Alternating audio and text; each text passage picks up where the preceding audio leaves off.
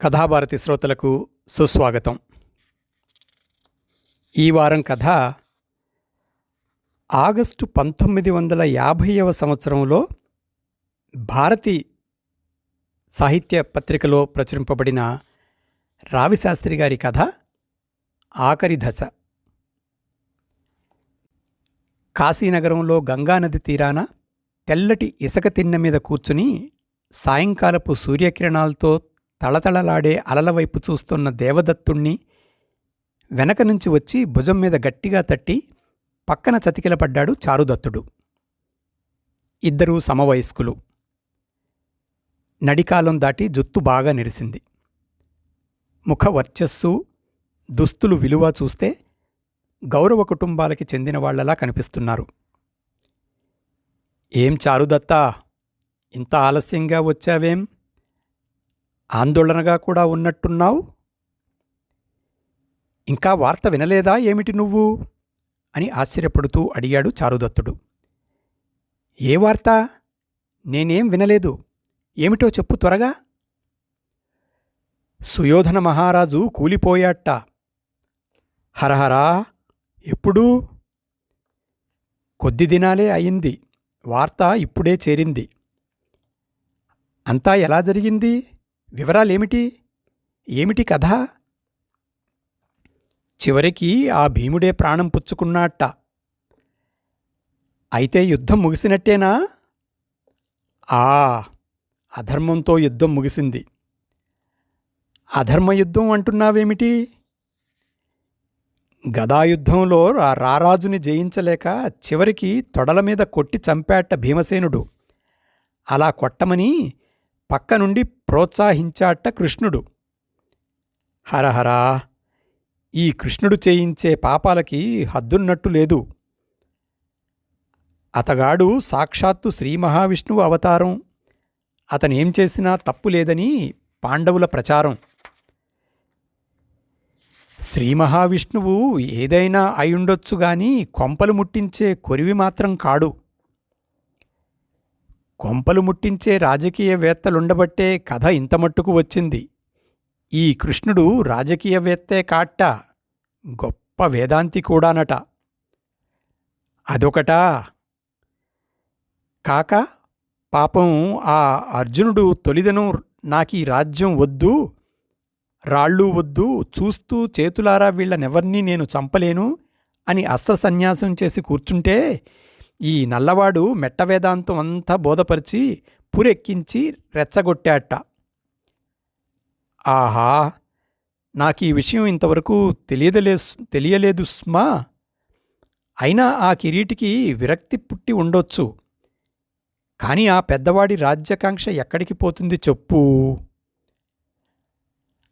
ఆకాంక్షే ఇంతా తెచ్చిపెట్టింది. చూశావా, ప్రాపంచిక సౌఖ్యాల కోసం తండ్రులు, కొడుకులు, అన్నదమ్ములు, బంధువులు, స్నేహితులు, సాధారణులు కూడా కారు, గొప్పవారు, పండితులు, జ్ఞానులు అంతా ఒకరినొకరెలా పొడుచుకు చంపుకున్నారో, వీరితో పాటు అమాయక ప్రజానీకం ఎంత హతమయిందో.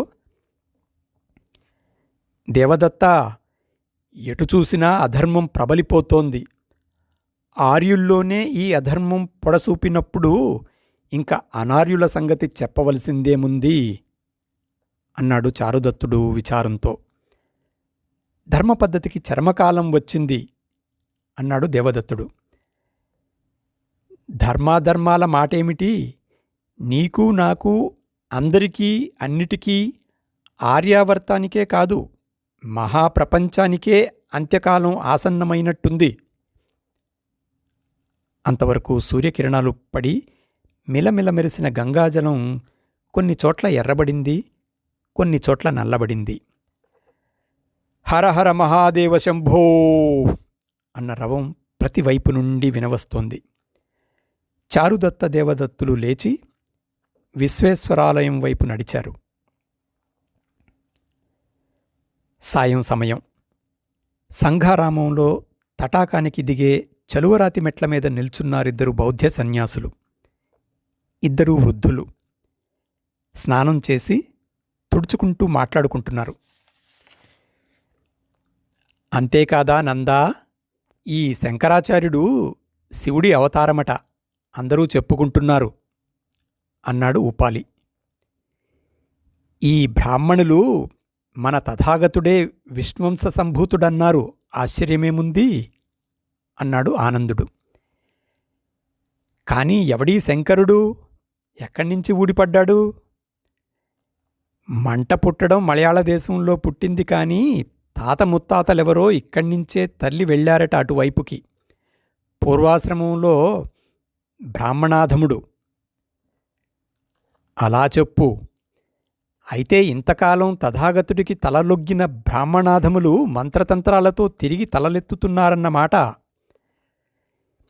ఎత్తుతున్నారని మెల్లిగా అంటున్నావా? ఎత్తి పడగ విప్పి ఆడుతున్నారు. వాళ్ల నాయకుడే ఈ శంకరాచారి. ఉపాలి కొంతసేపు మౌనంగా నిల్చుని, జాడ్యం విపరీతంగా వ్యాపిస్తోందట కదా అని అడిగాడు. మనలో దోషాలు పెచ్చు పెరగడం చేతనే దానికి విరుగుడుగా ఇటువంటి జాడ్యం పుట్టుకొచ్చింది. మనలో దోషాలు ఉంటే ఉండవచ్చు, కాని ఈ శంకరాచార్యే కాని విజయుడైనట్లయితే ప్రజలు పూర్వంలాగే మాడి మసైపోతారన్నమాట. నిజమే. మన యొక్క ఈ సంఘాలు, మనం, మన ధర్మపద్ధతి, మన భిక్షువులు లేనినాడు ప్రపంచం అంతా చివరి దశకు వచ్చినట్టే అని నిట్టూర్చాడు ఉపాలి. తాజ్మహల్ సమీపాన సుందరోద్యానంలో పూల మొక్కల మధ్య పచ్చిగడ్డి మీద కూర్చున్నారిద్దరు మహమ్మదీయులు. విలువైన వస్త్రాలు ధరించారు. వారి టోపీలు, చేతికర్రలు పక్కన పడి ఉన్నాయి. సాయంకాలపు నీరెండ తాజ్మహల్ అంచులకొక వింత శోభ తెచ్చిపెట్టింది. చల్లని గాలి వీస్తోంది. భాయీ, ఔరంగజేబ్ పాదుషా చనిపోయారని పుకార్ పుట్టింది విన్నావా అని అడిగాడు హుస్సేన్ ఖాన్. పుకారు మాత్రం కాదు, నిజమే అన్నాడు రహిమాన్. అరే, నిజమేనంటావా? ఆహా, నిజమే. ఎవరు చెప్పారు నీకు? చెవిలో ఏదో మెల్లిగా ఊదాడు రెహమాన్. అల్లా అల్లా, అయితే కబురు నిజమే అయ్యుండాలి అని వేదనలో అరిచాడు హుస్సేన్ ఖాన్. మనం అల్లాని ప్రార్థించటం తప్ప మరింక చేసేదేం లేదు అన్నాడు రహిమాన్. ఇహ రాజ్యానికి షాజాదాలంతా కొట్టుకు చస్తారు. అదెలాగూ తప్పదు. అందులో ఎవరు నెగ్గినా ఒక్కటే. ధాటీగా పరిపాలించే శక్తి ఎవడికీ లేదు. హుస్సేన్ ఖాన్ నిస్పృహతో అన్నాడు. అయితే కాఫర్లింక మనల్ని బతకనివ్వరు. డెక్కన్లో మరాఠీ దొంగలు ఇదివరకే చెలరేగారు. ఇటు సిక్కులు కత్తులు నూరుతున్నారు. అంతవరకు ఎందుకు? ఢిల్లీలోనే ద్రోహం చెయ్యడానికి కాఫర్లు సాహసిస్తున్నారట విన్నావా? మన నీరసం చూసి ఏమైనా చేస్తారు. వేటగాడుకు లోకువైతే లేడీ 3 కాళ్ల మీద నడుస్తుందట. ఖరాబు రోజులొచ్చాయి భాయీ. మొఘల్ సామ్రాజ్యానికే చెడ్డ రోజులొచ్చాయంటే ప్రపంచశాంతికే భంగం కలిగిందనుకో. కాదా మరి? ఒక కాఫర్లే కాదు, పైనుండి ఇరానీలు, మంగోలీలు, ఇటు కాఫర్లు, మధ్య మనం అంతా కలిసి తగవులాడి కొట్టుకుని నానా గోల్మాలు జరుగుతుంది. మరొకటి, ఈ మధ్య ఓడల మీద దిగుతున్నారు చూశావా తెల్లవాళ్ళు? వాళ్ల వైపు ఎవడూ చూడడం లేదు. వాళ్ళీ మధ్య కొత్త కొత్త ఆయుధాలు తీసుకొచ్చి జాగ్రత్త చేస్తున్నారట. భాయీ, వీళ్ళు వాళ్ళు అనకు. నానా బీభత్సం జరుగుతుంది. ప్రపంచంలో ఇంక శాంతి అనేది ఉండదు. మొఘల్ సామ్రాజ్యానికే ఆఖరు రోజులొచ్చాయి.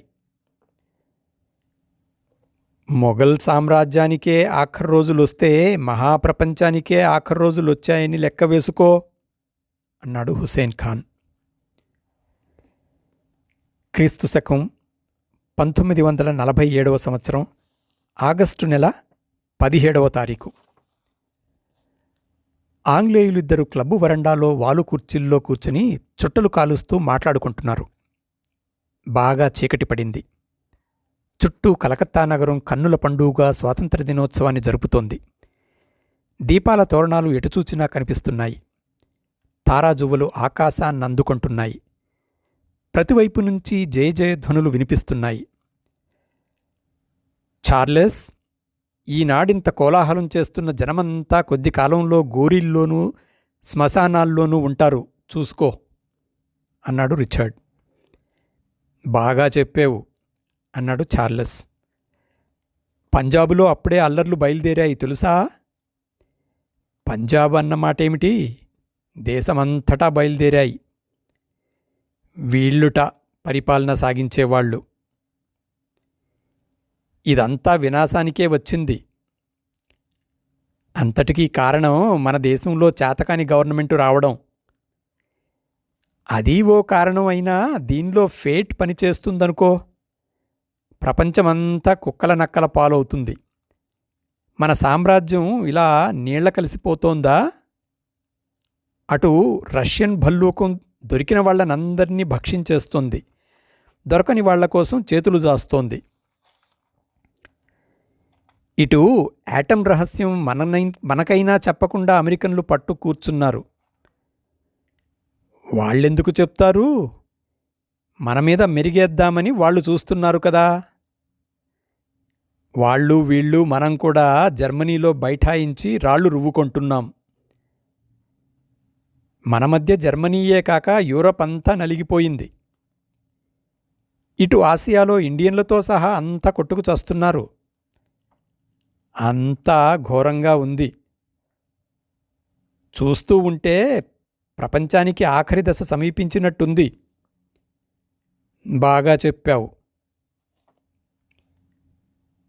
ప్రపంచం సాగుతూనే ఉంది, ఇన్ని వేల సంవత్సరాల నుంచి, ఇన్ని యుగాల నుంచి. అదండి ఈనాటి కథ. ఆగస్టు నెల 1950వ సంవత్సరంలో భారతి మాసపత్రికలో ప్రచురింపబడిన రాచకొండ విశ్వనాథ శాస్త్రి గారి కథ ఆఖరి దశ. ఈ కథ సమాప్తం. మళ్ళీ వచ్చేవారం ఇంకో మంచి కథలో కలుద్దాం. అంతవరకు సెలవు. సర్వే జనా సుఖినో భవంతు.